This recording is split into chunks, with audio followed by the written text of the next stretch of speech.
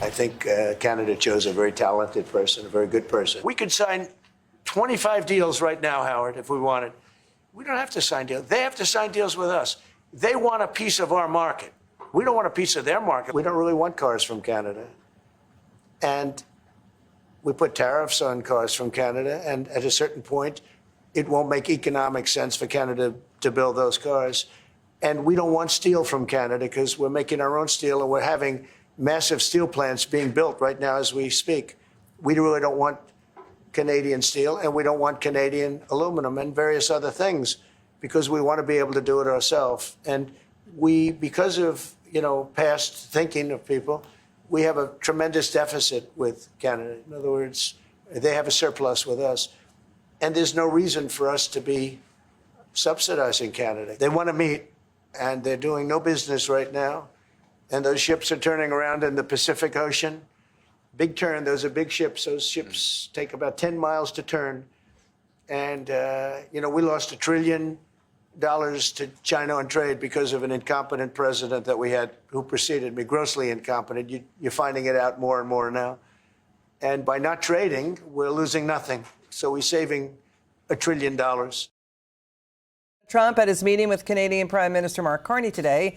He's saying 25 trade deals are ready to go and that Canada is our biggest customer. Canada needs us. The U.S. has a stronger position over China now. Again, growing unrest across China. Factories are closing. Potential riots could be breaking out. Joining us now, House Judiciary Chairman, Ohio Congressman Jim Jordan. Congressman Jordan, we missed you. It's great to see you again. What did you make of the president's meeting with the prime minister? No, I thought it was good. I mean, it seemed, pretty darn apple pie in light of something that's been said over the campaign there in Canada.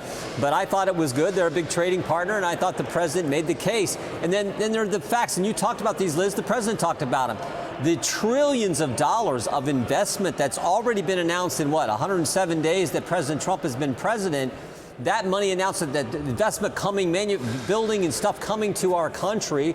I think last week, China announced that there were certain tariffs they were lowering. I guess India just talked about what they wanted to do on steel, what they wanted to do on auto. I think those are all good signs. The country knows that President Trump gets deals done. In the end, I think he's going to get this stuff done. And they're willing to give him the latitude to go do what he said he was going to do when he ran for the job and got elected on November 5th. We also caught something else that happened in the meeting today, Congressman. Chair Jordan, President Trump also had this to say earlier. Watch this. We're going to have a great announcement over the next few days, an announcement that will be so incredible, so positive. And I'm not saying, I don't want you to think it's necessarily on trade. Can you tell us what this is about? I can. I probably would have had the same reaction that I think I caught that part of the press conference where the prime minister said, I'm on the edge of my seat. I think most Americans are. What is this announcement going to be? Maybe it's another announcement of big investment coming into the country.